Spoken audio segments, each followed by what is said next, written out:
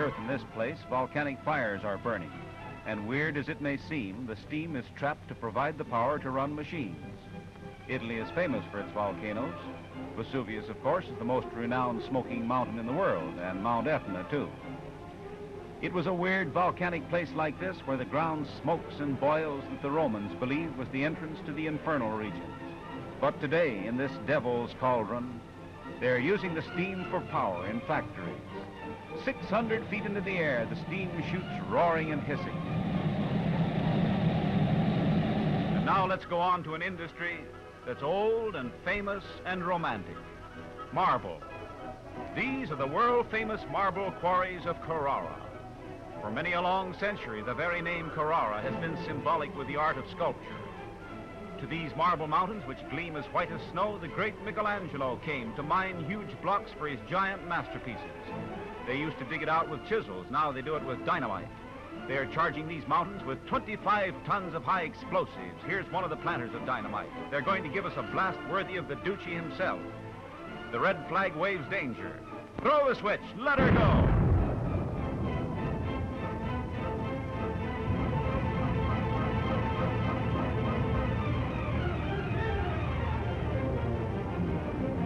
"25 tons of dynamite in one grand blast. The whole side of the mountain is blown away. You would think a blast like that would pulverize the white stone into dust without a splinter big enough to carve the statue of a peanut, but not at all. Most of the marble comes out in huge chunks, and tomorrow men will go to work shaping these chunks into the beautiful statues with which Mussolini is decorating all Italy. Accidenti. Whoa there, what's this? Why, the beard of Michelangelo. Those chunks of marble are running uphill. Well, maybe Mussolini is a magician, too. Maybe they can put mountains together after they've blown them apart. Or is the cameraman just having a little fun with us?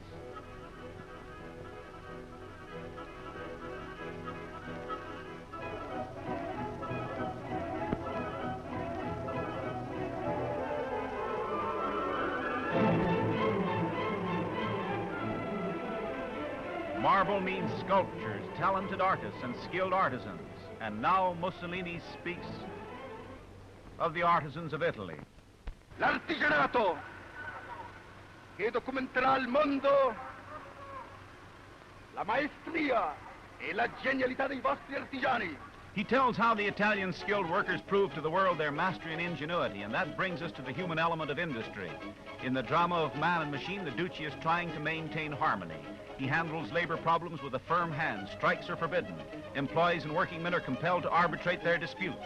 But the blacksmith's son prides himself on his sympathy with the masses of men who labor. He goes among the working men, fraternizes with them, talks matters over. There's an old familiar iron hand in the silken glove. Living conditions are being vastly improved. In one city after another, splendid apartment houses have been built. Ancient tumble-down buildings have been torn down and replaced by up-to-date structures.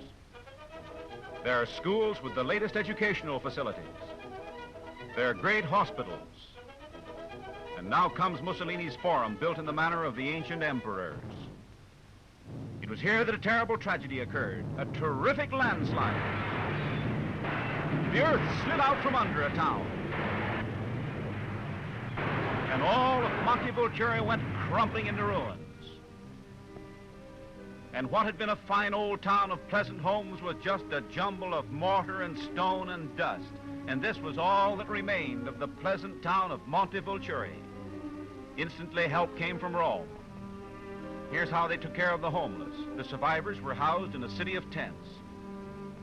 Yes, and these homeless children had to be taken care of, and the Red Cross was on the job night and day, just the way the Red Cross is in all lands. This is a time when a dictator comes in handy. Build a new town and make it fast, said Mussolini, and things began to hum. The task of building a new town gets underway in record time. Old walls are pulled down.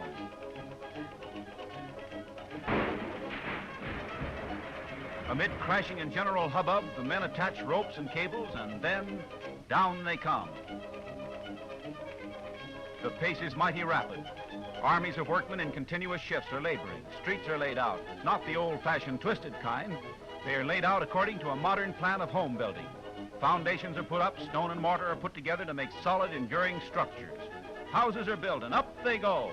All modern improvements are included in the new town: plumbing, ventilation, electricity.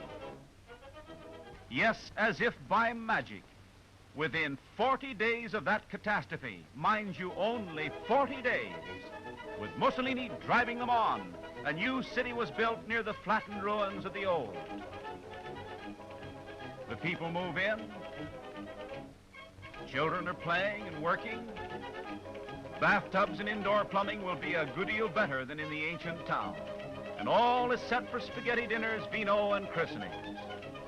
And now let's hear Mussolini tell about the most important thing of all, agriculture. Prima di tutto l'agricoltura, che deve trovare sbocchi per I prodotti ubertosi delle vostre terre. The Duce emphasizes agriculture and also the markets for the produce from the fertile Italian fields, because most Italians are still on the land. In spite of the machine age, the country is mainly agricultural. The Duce himself comes from a country village, and in spite of his big town store clothes, he still knows how to pitch in and help the hired hands. This is his own farm, and it's a model of expert wheat cultivation. In fact, the Duce has been known to win a prize for the wheat he grows. The crops are rich, and the farmer works hard, but he's happy. Well, I mean, the poets say he's happy. For this is the same old rural life that Virgil sang about, the life of the open country, simple, tranquil, joyous. The fields are rich with the produce of a fertile soil, and the fruit hangs ripe from the tree.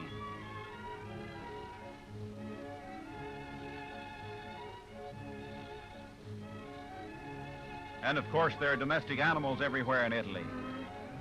Longhorn cattle graze placidly, and there are flocks of woolly sheep among the hills. Mussolini has done much to improve the breed of horses in Italy, and the ground shakes as the thundering herd goes by. Here we see Farmer Mussolini taking it easy down by the railroad tracks, and when he spends the day on his farm, the mighty black shirt dictator throws aside the cares of government. He chats with the farmer folks, and you'd think he was a country boy once again, as he waves while the train goes by.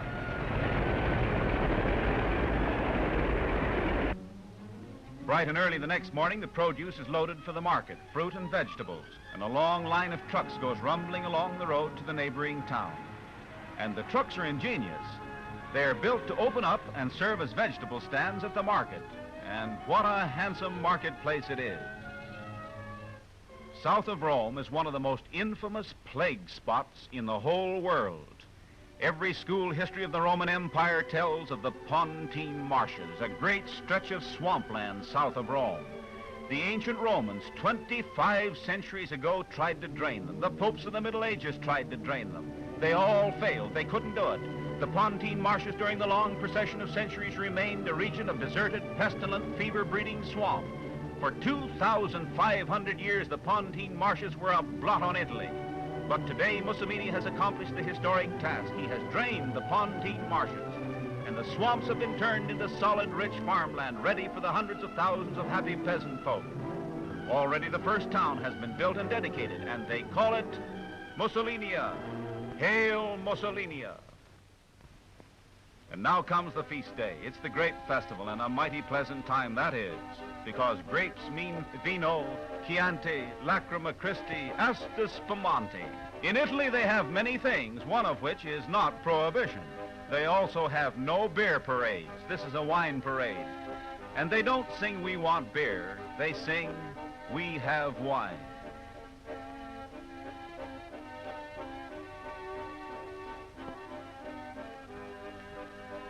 These are pleasant scenes, and it's no wonder the Duce boasts about the beautiful panorama of Italy.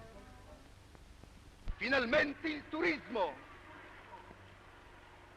poiché voi potete offrire al mondo panorami incantevoli e città dissepolte che non hanno le uguali sulla faccia della terra. You can't blame Mussolini for boasting about the glories of Italy. Yes, Italy is a land of beauty, a land